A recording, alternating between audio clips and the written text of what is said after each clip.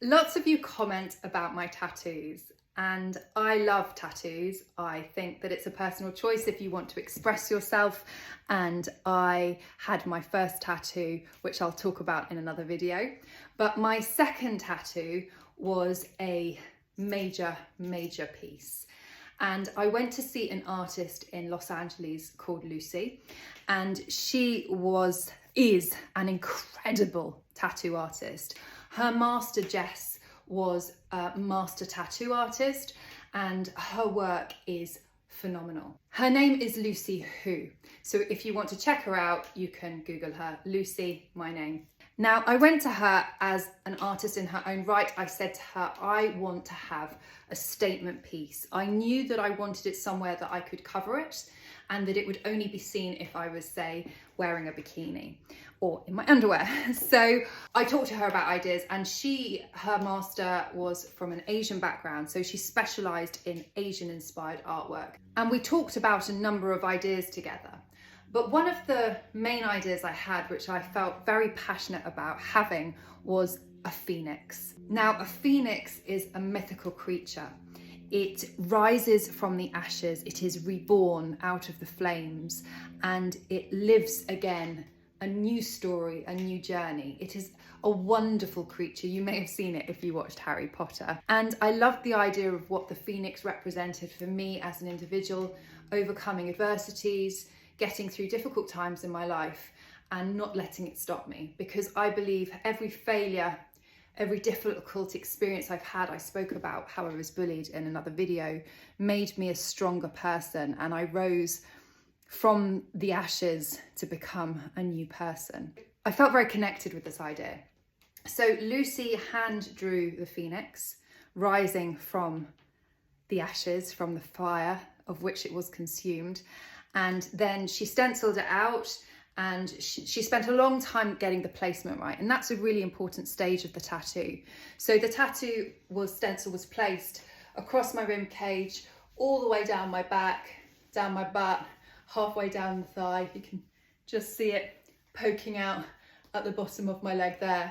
And again, you know, if I'm wearing a dress like this, you can't actually see it. So it's shown to people who I want to see, and that was important to me. It was a personal choice. I think if you want to display tattoos, and if you don't. So for me, it was something that I wanted this piece to be for me and for if I was on the beach or people I share it with. The tattoo journey itself was a lengthy one. She was based in Los Angeles.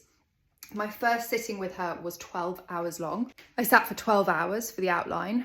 I think I slightly went into shock. My body wasn't prepared for the amount of pain. I wasn't taking any form of drugs, you know, medical drugs to help with the pain. I didn't have any numbing cream or anything like that. And the pain was, after the adrenaline had worn off, was substantial. And after those 12 hours, I think my body did go into a bit of shock from what I went through. But my gosh, what an amazing outline it was. And then I saw her for a series of 4 to 5 more sittings, each sitting lasting between 8 to 12 hours. The last sitting was a double sitting where I went to see her in New York at the tattoo convention there. And I sat for 8 hours, the full length of the convention on the first day, and then she needed to finish it the next day. That was pain that I have never experienced before, because she was tattooing over raw skin that normally you have a break, you have weeks, or I had months to heal between each sitting. But this was utter agony. And the first day of the convention, you know, all these lovely people were walking past me like, hi, how are you? And I'm chatting, and I'm lying there with like most of my butt out, but you know, I covered myself up to protect my modesty. And then the second day, I was just not in the mood to talk to anyone, and people would walk past and they could just tell by my face, don't talk to this woman, she's not having a fun time. And then Lucy asked me to enter the competition, and I had to stand up on stage in a bikini. You know, we have these moments in life. I was willing to do it, but gosh, maybe not revisiting that one again. I love it. It is so beautiful. A lot of it I can't see every day because it's on my back, but I love seeing it and it just makes me happy. I'm so proud of achieving it, working with Lucy to have this amazing tattoo on my body. And yeah, I love it. So that's all that matters when you get a tattoo. If you love it, that's what matters. And then hopefully you don't regret it. Because my father's a skin dermatologist and he meets a lot of people who regret their tattoos. So my advice about getting a tattoo is think for a long time about it, research the artist, pick the right artist, and don't get it on a night out when you're drunk or on holiday. Those are my top tips when it comes to planning your tattoo. Do you have any tattoos? Are you planning on getting one? Let me know in the comments below.